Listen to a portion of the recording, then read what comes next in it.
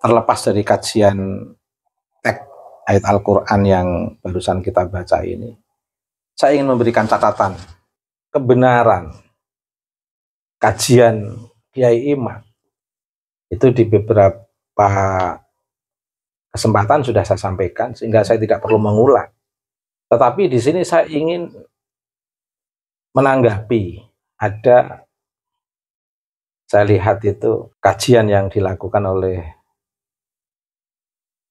Kiai Idrus menolak tesis Kiai Imad, tapi cara menolaknya itu tidak melalui argumentasi yang didasarkan kepada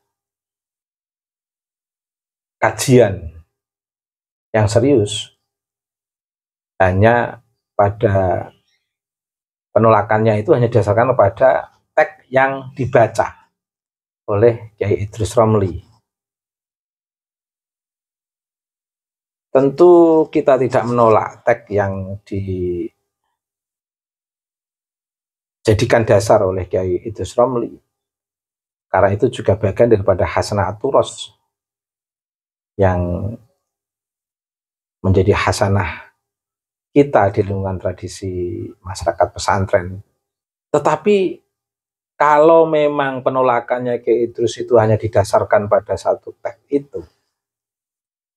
itu belum menjawab. Karena apa yang disampaikan oleh Kiai Idrus itu sebenarnya kajian teks yang ingin dipaparkan secara publik. Bagaimana isi teks kitab tersebut terkait dengan nasab dengan sampel melalui kutipan singkat dari kitab tersebut. Kemudian hasil bacaan itu dijadikan sebagai jawaban dari hasil riset Kiai Imad. Tidak sambung. Mengapa? Karena Kiai Imad itu melakukan riset yang terkait dengan kenasaban Bani Ba'alawi yang dinisbahkan kepada Ubaidillah. Sementara Kiai Idrus Romli itu memaparkan pujian seorang ulama kepada ulama yang di sana adalah sosok ulama yang menisbatkan atau dinisbatkan dari Bani Ba'alawi. Berbeda. Yang ini secara spesifik mengkaji tentang kenasaban, yang ini secara spesifik memaparkan hasil bacaan tentang pujian seorang ulama kepada seorang ulama. Dan ini historis. Pujian seorang ulama kepada ulama, dalam pujian tersebut menyebutkan nisbah kenasabannya, ini historis. Ini yang pertama. Antara yang disampaikan Kiai Idrus dengan yang sekarang ini menjadi isu publik terkait dengan riset Kiai Imad itu tidak ada hubungannya. Kiai Idrus Romli kelihatan ragu di dalam menyampaikan pendapat, itu nampak ragu, betul-betul bergantung pada teks yang dibaca, tidak mencoba melakukan muqaranah, perbandingan dengan teks-teks yang lain, dengan manuskrip, dengan data-data yang lain.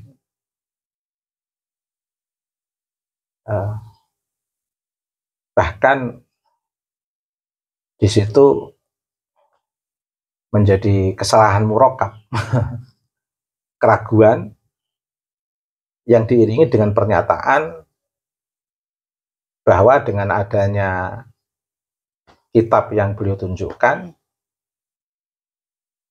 sudah tidak memerlukan bukti dan data lain untuk menjawab tesis Kiai Imad. Ini sangat lemah. Dan dalam posisi seperti inilah nanti kita akan menemukan apa yang disebut bahwa kitab itu adalah penghalang.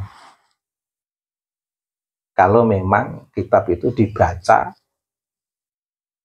tidak dipahami dengan utuh dari latar belakang pengarang, ketika mengarang kitab itu dari kondisi sosial historis ketika teks itu dibuat, dan permasalahan-permasalahan yang melatar belakangi teks itu dibuat, nanti akan tercerabut kalau orang membaca kitab itu hanya berhenti pada bacaannya, tidak memahami latar belakang kemunculan teks itu. Sehingga tadi dari awal sudah tercerabut kan. Nah, riset Kyai Imad dijawab dengan teks yang sifatnya apresiasi dari seorang ulama kepada seorang ulama. Ini kan sudah nggak nyambung. Kyai Imad melakukan riset teks, riset kenasaban, yaitu Romli menjawabnya dengan teks yang dibaca itu adalah teks apresiasi seorang ulama kepada ulama, nggak ada hubungannya dengan riset itu. Apalagi kitab yang dibaca itu jauh dari objek riset Kyai Imad, dari kurun waktunya. Ini sudah tidak nyambung. Fikihnya NU itu fikih peradaban sekarang. Fikih yang betul-betul bersumber dari madzhabul arba'ah, yang betul-betul dipahami sebagai sebuah teks. Fikihnya orang-orang NU itu adalah fikih yang diambil dari pemahaman terhadap teks madzhabul arba'ah, wabil khusus Imam Syafi'i. Kemudian bagaimana itu semua dikontekkan dengan perkembangan zaman, dengan perkembangan permasalahan-permasalahan yang ada. Sementara fikihnya para habaib, Rabithah Alawiyah itu fikih nasab, fikih nasbi, fikih nasab. Fikihnya orang-orang itu fikih fikul hadarah,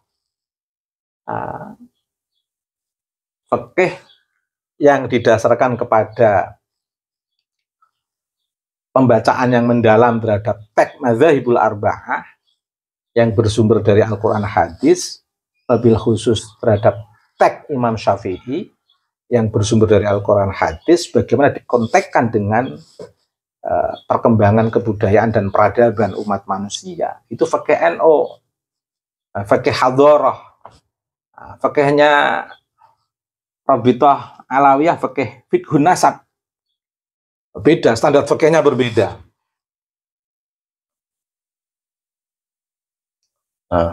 Fikihnya fikih nasab. Sehingga dari ceramah-ceramah yang bisa kita teliti di beberapa sosial media yang berkembang, apalagi sekarang ini sudah tidak tidak bisa ditutup-tutupi, semuanya bisa cek sendiri di beberapa sosial media. Ceramah-ceramah mereka itu betul-betul ceramah yang mengarah kepada kenasaban, memahamkan masyarakat untuk memahami nasab para habaib. Ini yang muncul loh, yang muncul di permukaan loh. 70%. Kita menilai kan dari teks secara umum yang bisa kita saksikan di beberapa sosial media. Itu fikihnya fikih nasab. Beda standar fikihnya Rabithah Alawiyah dengan standar fikihnya NU berbeda. Dan fikihnya Rabithah Alawiyah itu fikih nasab. Semuanya diarahkan pada nasab. Bahkan sudah masuk pada sikap-sikap yang ekstrim, nasab untuk menghegemoni keilmuan para ulama, nasab untuk menghegemoni keilmuan yang dipelajari para santri. Oh, ini sudah sangat repot. Sehingga muncul satu Habib jahil itu lebih utama dari sekian ulama. Ini kan pakai nasab namanya. Kebiasaan membawa sandal Habib, bisa masuk surga. Mati dengan dibawain si mayat, dibawahi surat oleh seorang Habib, bisa diantarkan ke malaikat. Kan pakai nasab ini. Sehari semalam bisa Isra Mi'raj, bisa Mi'raj 70 kali misalnya. Ada seorang Habib yang ketemu Allah, berjumpa Allah sampai 40 kali ini. Mujassimah ini. Ini kan pakai nasab ini untuk memuliakan orang-orang yang satu klan. Oke. Dan nggak ada orang mulia selain dari nasab mereka. Wah, ini sudah, bahkan saat jadi wali pun harus mencintai Habib. Wah, ini sudah maksum ini, sudah masuk ke wilayah Syiah ini. Tanpa disadari, masuk ke wilayah Syiah. Jadi kalau ya sama, Habib itu fikihnya ya fikih Wahabi. Oke. Kayaknya Wahabi yang fikih bid'ah itu. Tiada hari tanpa membahas bid'ah. Habib juga gitu, fikihnya fikih nasab. Makanya siapapun yang masih dalam satu nasab, meskipun mereka di Syiah, meskipun mereka di Wahabi, itu malah masih dalam satu klan, saling menguatkan. Meskipun di publik itu ada Habib membenci Wahabi, tapi Habib yang Wahabi juga banyak. Ada Habib membenci Syiah, ya Habib yang Syiah juga banyak. Bahkan ada Habib yang membenci PKI. Tokoh-tokoh PKI dari Habib juga tidak sedikit misalnya. Tapi karena fikihnya fikih nasab itu, jadi tetap saja mereka dalam suaka ras. Mereka dalam suaka ras. Yang akhirnya mereka juga saling yasudu ba'dum ba'du, betul, berdasarkan ras. Bukannya yasudu ba'dum ba'du berdasarkan keilmuan, kebenaran, keutamaan. Karena fikihnya fikih nasab, maka setiap ada makamnya orang-orang mulia itu ya diarahkan ke nasab itu. Nanti keturunannya didistorsi. Wali Songo dijadikan sebagai sosok-sosok yang masuk dalam nasab mereka, nanti keturunannya dihapus. Yang kesemuanya itu untuk mengunggulkan kenasaban itu. Siapapun tokoh-tokoh di negeri ini kan sudah tidak satu dua kan dalam hitungan jari, lebih bahkan ratusan tokoh-tokoh itu dimasukkan dalam klan nasab mereka, tapi keturunannya tidak diakui. Jadi ini kan namanya politisasi nasab melalui jalur ketokohan orang-orang yang sudah punya nama di lingkungan masyarakat, sehingga nanti bagaimana masyarakat itu akan mengagumi dengan klan ini. Dengan cara yang lebih ekstrim, anak cucunya tidak diakui, tapi ketokohan leluhurnya diambil sebagai bagian daripada ras mereka, satu keturunan dengan mereka. Nah, sebenarnya yang begal siapa ini? Yang paling menarik itu orang-orang yang menggugat nasab Alawi seperti yang dilakukan oleh Kyai Imad, diisukan karena mendaftarkan nasab ke Rabithah tidak diterima, akhirnya punya langkah ketidakpuasan dengan membuat penelitian. Oh, enggak begitu. begitu. Tidak ada. Dicek itu. Kiai Imad tidak pernah mendaftarkan nasabnya ke Rabithah Alawiyah. Dicek semuanya itu. Itu kan framing namanya. Framing namanya. Dan terakhir yang ingin saya sampaikan kepada publik. Tesis Kiai Imad tentang nasab itu sebenarnya bentuk resolusi Kiai Imad untuk Indonesia, bahkan untuk NU. Karena selama ini yang menjadi objek cacian itu NU, baik secara institusi maupun secara person ketokohan dari tokoh-tokoh NU. Itu kan menjadi objek cacian tokoh habaib yang menjadi sentral ketokohannya di Rabithah Alawiyah. Dan banyak habaib yang sangat taslim mengikuti tokoh-tokoh yang suka mengumbar kebencian ini. Habib Rizik itu pengikutnya banyak di lingkungan habaib. Habib Taufik justru ketua Rabithahnya.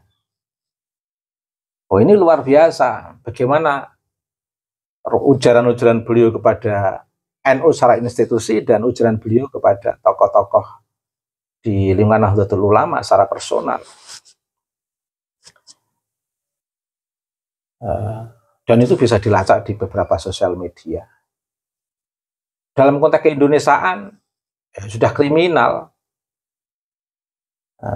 Siapapun yang habaib yang mendukung Habib Rizik, yang mengikuti Habib Rizik, yang notabene Habib Rizik adalah tokoh FPI, dan bagaimana gaya FPI di negara Indonesia ini, itu statusnya sudah status kriminal. Makanya dibubarkan. Lah, munculnya tesis Kiai Imad ini adalah resolusi menjawab konflik rasial di tengah masyarakat Indonesia yang plural ini, yang beragam. Kita mati-matian untuk mempertahankan Bhinneka Tunggal Ika, keanekaragaman, berbeda-beda suku, tetap satu, berbeda-beda keyakinan, kepercayaan, tetap dalam konsep keberagaman sebagai sebuah hal yang sunatullah dengan target untuk lita'arofu. Dalam suasana yang seperti ini, ada satu komunitas klan Ba'alawi yang diabadikan dalam organisasi Rabithah Alawiyah yang masih bebas berbicara tentang ras di negeri ini. Ini kan ironi. Kiai Imad ini ingin menjawab bagaimana kelompok rasial ini itu tidak mengganggu keanekaragaman, kebinekaan, dan keragaman bangsa Indonesia ini.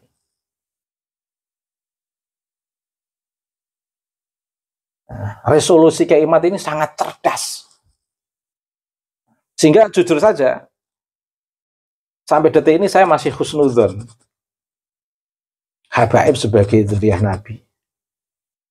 Tapi saya mengapresiasi yang setinggi-tingginya resolusi konflik yang ditawarkan oleh Kiai Imad untuk menjawab konflik yang ditimbulkan oleh ras klan Ba'alawi yang dibangun melalui Rabithah Alawiyah di Indonesia ini, yang itu sangat hegemonik,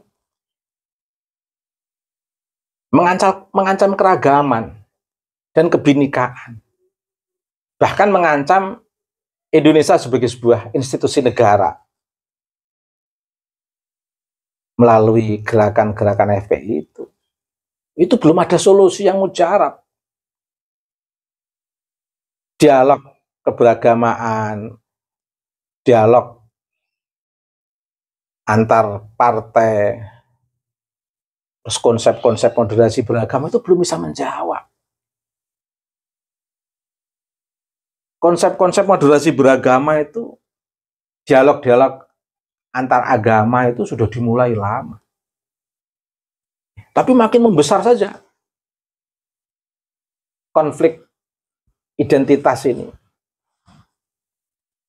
yang juga mewarnai politik identitas, yang secara spesifik dimotori oleh para habaib melalui FPI, yang tanpa disadari mempengaruhi banyak habaib di Indonesia.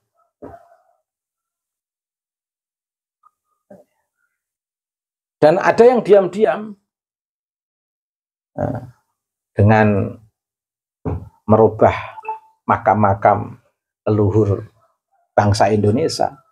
Ini kan sesuatu yang membutuhkan resolusi. Jadi tesis Kiai Imad itu harus dipahami sebagai sebuah resolusi konflik yang ditawarkan Kiai Imad untuk bangsa ini.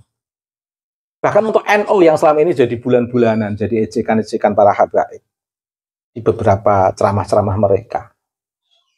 Dan untuk bangsa ini. Kalau ini Allah, menurut saya Allah betul-betul menolong bangsa Indonesia ini, menghadirkan seorang Kiai Imad yang bisa mampu memberikan resolusi konflik terhadap arogansi ras pendatang yang dibawa oleh para habaib, dan ini mengancam keberagaman, juga mengancam institusi negara. Karena memang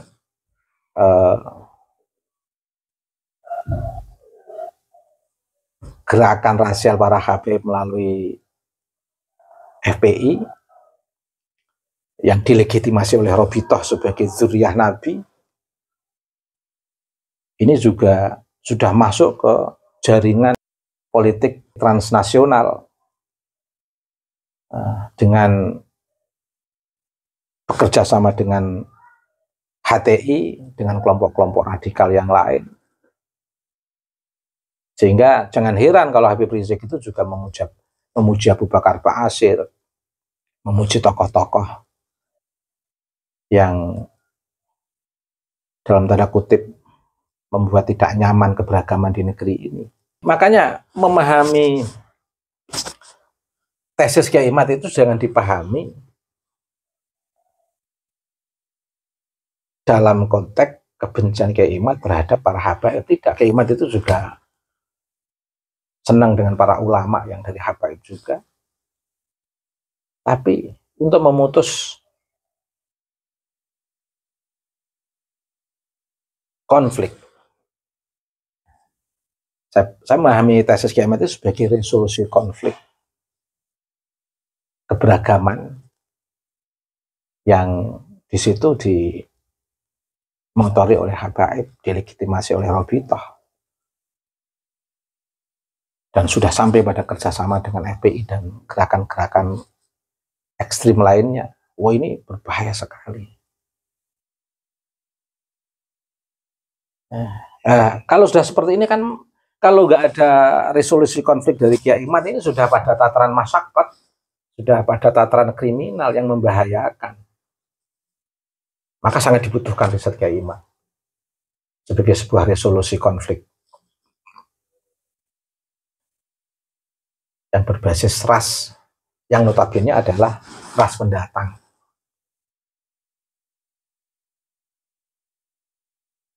Nah, kalau ras pribumi masih bisa dikondisikan, ini ras pendatang memiliki pengaruh yang luar biasa atas nama cucu Nabi, dikuatkan oleh Robitoh, pelan-pelan melakukan kerjasama dengan dunia internasional untuk melakukan gerakan-gerakan yang ekstrim. Jadi saya memahami tesis Kiai Imad itu bukan sebuah tesis untuk menggugat kenasaban, tapi tesis untuk menjernihkan kenasaban dalam konteks resolusi konflik yang ditimbulkan oleh agama, yang ditimbulkan oleh kelompok-kelompok dalam keberagamaan ini, yang notabene mengaku sebagai seorang umat, dalam konteks ini sebagai umat Islam, tetapi melakukan langkah-langkah yang membahayakan untuk keberagaman, kebinekaan, dan keindonesiaan, kebangsaan. Kenasaban itu histori, sesuatu yang mengandung sejarah. Kalau mengandung sejarah ya harus dipahami dari new history dan old history. Kalau old history itu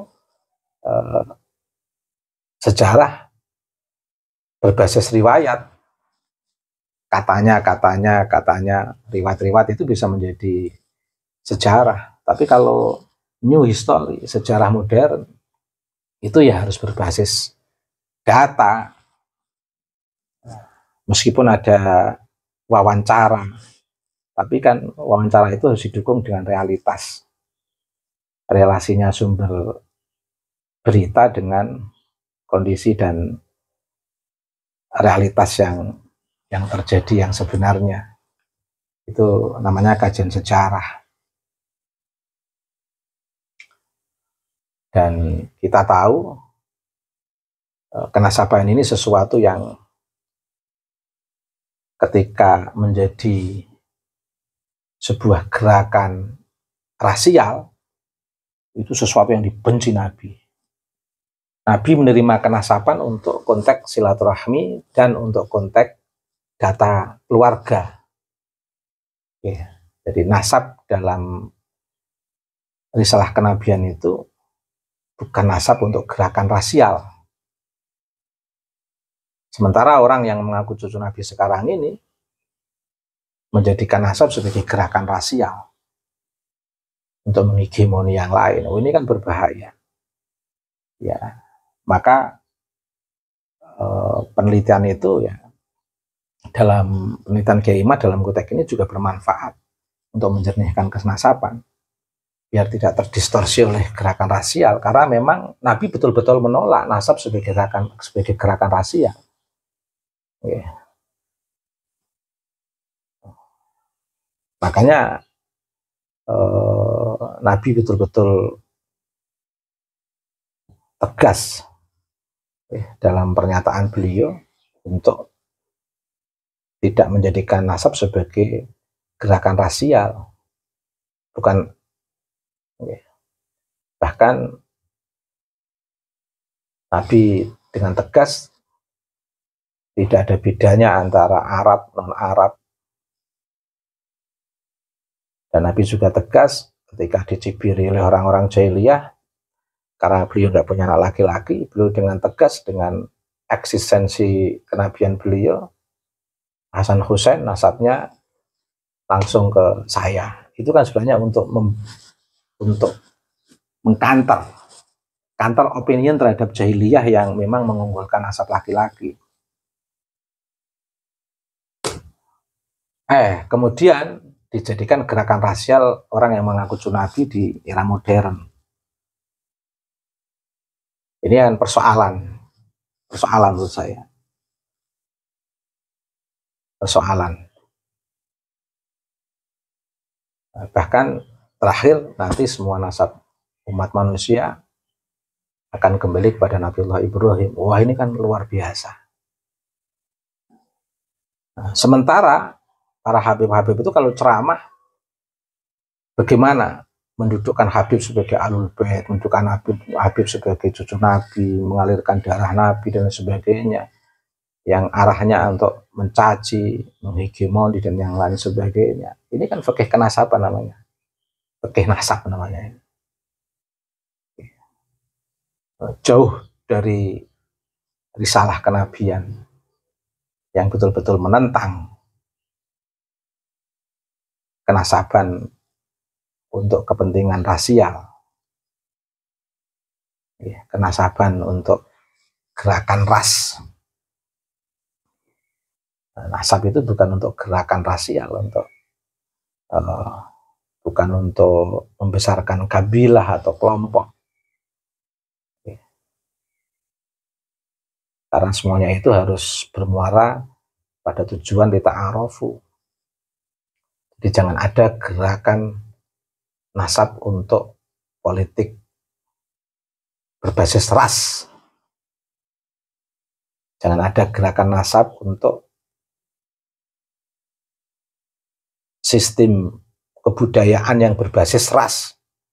Jangan ada diskursus kenasaban untuk kepentingan peradaban yang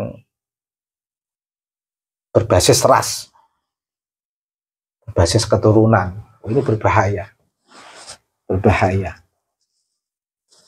Nah, tesis Kiai Mati ini itu betul-betul resolusi konflik untuk keberagaman